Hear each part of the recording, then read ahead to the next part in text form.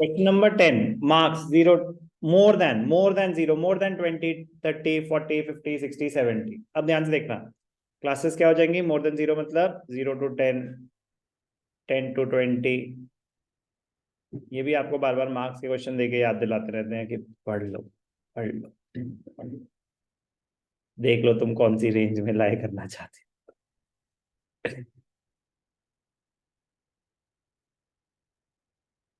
More than 70 भी दे रखे तो 70 to 80 भी लेना पड़ेगा।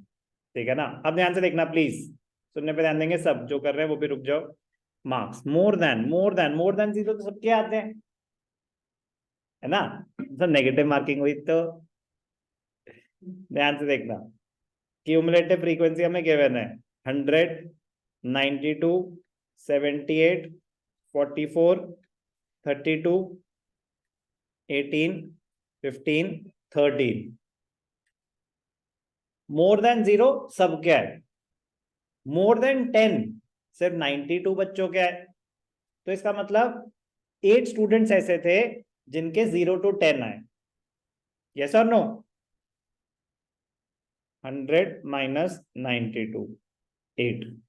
मोर देन 10 92 बच्चों के आए, और मोर देन 20 78 के आए। तो 10 to 20 कितनों के आए? 92 minus 78 कितना है आपका? 14।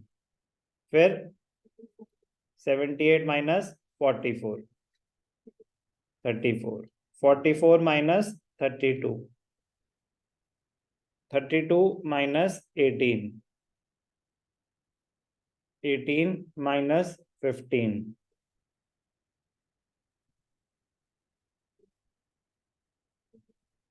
ठीक है? मोर देन 70 तो 70 to 80 वाले हो गए ना? तो ज्यादातर भीड़ तो यहीं रहती है, ठीक है ना?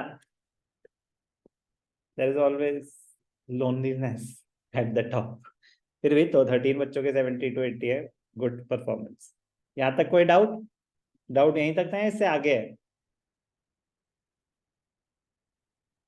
तब मुझे नहीं पता मेरा डाउट कहाँ है, मैं तो बस आपसे क्वेश्चन करवाना चाहती थी।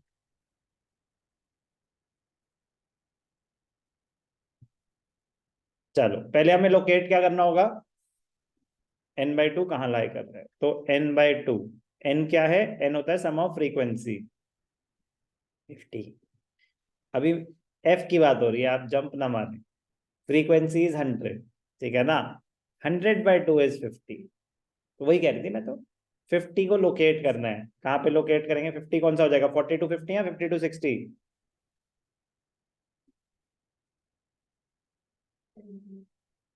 78?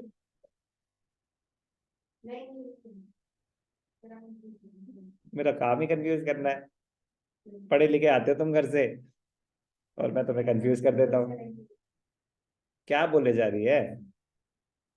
हमें ढूंढना है ये 50th आइटम कहाँ है। क्या 0 to 10 में है? क्या 10 to 20 में है? 20 to 30 में है? क्या हम डायरेक्टली निकाल सकते हैं? क्या हम डायरेक्टली निकाल सकते हैं? हमें पहले फ्रीक्वेंसी से क्यूमुलेटिव फ्रीक्वेंसी निकालनी पड़ेगी। क्यूमुलेटिव फ्रीक्वेंसी तो गिवन है। ये मोर देन वाली है, ये मोर देन वाली है क्या? ये मोर देन वाली है, ठीक है ना? तो मोर देन में तो ये सारे ही है। तो आप 8, 8, 14, 22, 26,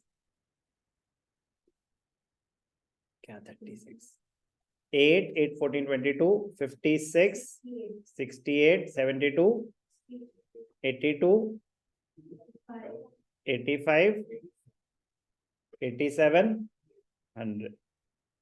समझ आया क्या हुआ? अब ढूंढना है आपको 50th आइटम। तो 50th आइटम कहाँ रहे? यहाँ रहे, यहाँ रहे, ठीक है ना? आता वहां से भी वहीं, ऐसा नहीं कि वहां से नहीं आ पाते, वहां से थोड़ा ब्रेन ट्यूमर तक पहुंच जाते कुछ बच्चे की, उसको समझाना मुश्किल हो जाता है।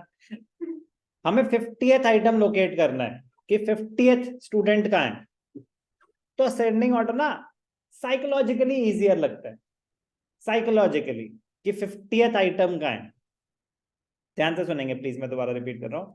हमें लोकेट करना है 50th आइटम का है, 50th स्टूडेंट के कितने मार्क्स आए। तो अब मैं यहाँ 1 से चलूं तो ये 56 स्टूडेंट्स को कवर कर रहा है, तो 50th आइटम ये है मीडियन क्लास इसके हिसाब से। अब मैं कह रहा हूं जो उन्होंने दे रखा है उसके हिसाब से ले लेते हैं। तो मोर देन 0 तो सबके हैं, मोर देन 10 92 बच्चों के हैं, मोर देन 20 78 बच्चों के हैं, मोर देन 30 44 बच्चों के हैं। तो 44 ही रह गए अब। तो मोर देन 30 में नहीं हो सकता, वो 50th आइटम। तो 50th आइटम इससे पहले आ चुका है, 50th आइटम इससे पहले आ चुका है, इस रेंज में आ चुका है। तो मैं कह रहा हूं यहां जब सिंप्लीफाइड वर्जन है तो आप वैसे कर लें। अगर ये रिलेट कर पाते तो मतलब टेक्निकली तो यही हुआ है, 50th आइटम का है वो लोकेट कर रहे हैं। मीडियम क्लास समझ आ गया कैसे हुआ?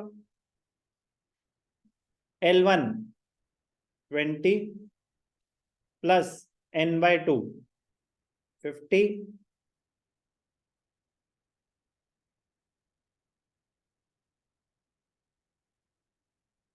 Minus cumulative frequency of the, अब ये इसलिए जरूरी हो गया ये करना, ये जरूरी था करना, ये जरूरी था करना, मतलब आपको ये यूज करना पड़ेगा। Cumulative frequency of the preceding class, frequency of the, frequency हमने निकाली 34,